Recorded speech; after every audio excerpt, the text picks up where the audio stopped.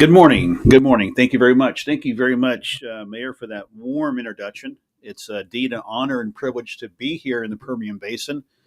You know, this is my first trip to Midland. I hate to admit that, but my first trip to Midland, and it's came in last evening, and have enjoyed every bit of my stay here. It's indeed an honor and privilege to be out here, and this very important part of our country that plays an important role uh, in oil production. Ladies and gentlemen of Midland, Texas, esteemed industry leaders and fellow Americans, it's with great privilege and pride that I stand before you today in the heart of America's energy capital to discuss a matter of paramount importance. It's our nation's drilling policy and the trajectory of our energy future.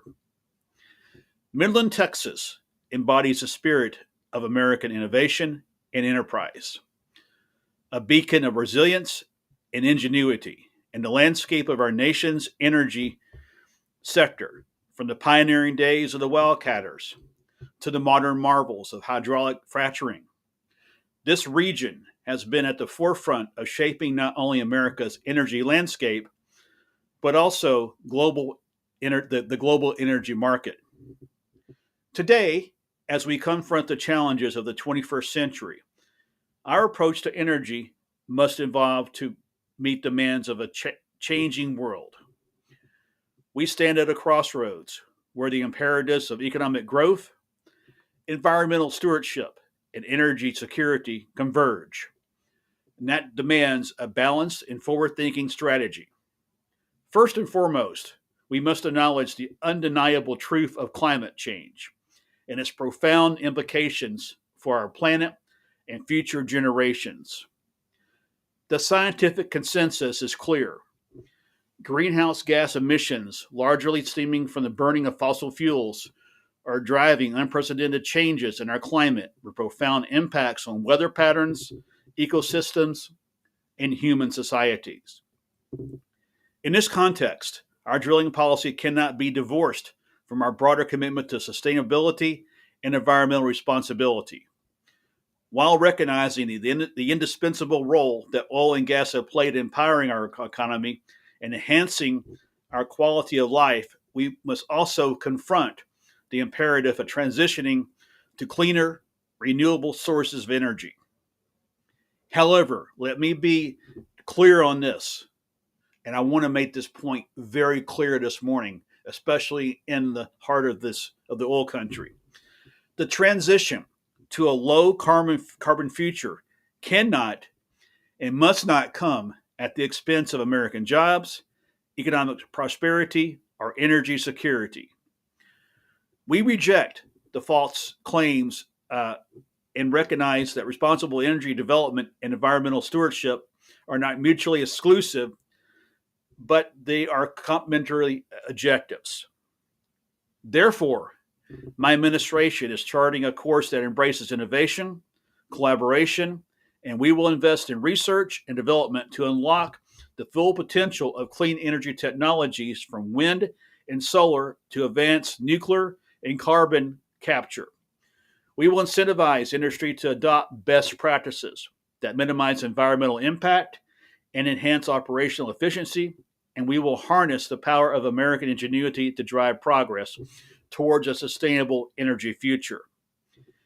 At the same time, we remain committed to unlocking the full potential of America's abundant energy resources, including oil and natural gas. Through prudent regulation, strategic investment, and responsible stewardship, we will ensure that our energy sector remains a pillar of our economic growth and global competitiveness. In closing, let me reaffirm this point here. Our collective commitment to forging a path forward that honors our past, embraces our present, and safeguards our future together will harness the boundless potential of American energy to power prosperity, protect our planet, and preserve the American dream for generations to come. You've heard me on the campaign trail talking about a transition to EVs. And I'm going to tell you, we are going to transition to EVs. It's going to happen. But what I will tell you here this morning is that it will not happen until the infrastructure in this country is ready. There are candidates out there who are saying we're going to have it done by 2030, by 2040, 30 years down the road, 40 years down the road. But I'm telling you, under my administration, it will not happen until the infrastructure is in place. Let me give you an example of my hometown, just 380 miles to the west, or to the east here, actually, DeSoto, Texas. It's a population of about 36,000 people. Now, there may be more than one charging port. I'm not saying there's not, but I know of one charging station. I keep saying charging port, but charging station. That's not the infrastructure for a 36,000 person town. And I want you to know here this morning that my commitment to drilling for oil continues. My goal under my administration is for us to become oil independent again. We should not be an oil dependent nation. That should never have happened. There are enough resources here in the Permian Basin right now. There's enough resources right now to fuel this country. But we also need to look at alternative methods of energy. And like I said, my commitment to this is that we're not going to make the transition until our infrastructure is ready, at least under my administration. I can't speak for what other administrations do coming after ours. But at least while I'm here, you have my commitment that transition will not take effect until we're ready.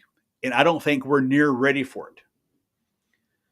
But you do have my commitment that we will be making the United States a more oil independent country. We won't have to, my goal is not to rely on OPEC and their price demands and the price per oil. We will drill for oil in this country. And we have enough oil to provide for this entire nation. And we are sitting right in the epicenter of that here right now in Midland, Texas. You know, and in closing too, like I said, there's a lot of things that are being said in this campaign. There's a lot of name calling, and not a whole lot of talk about what we're going to do on day one, what the candidates are going to do on day one. I've heard dictator, day one. What I laid out for you this morning are my plans. Part of my plans, my oil plan, my oil drilling plan. You've heard that this morning. I'm not going to sit there on day one and say I'm going to be a dictator. I am going to put forth on day one the Rogers agenda. And I believe that agenda will lead toward a much better America. You know, there's another occupant of the office who was actually not born in this city, but spent his childhood here.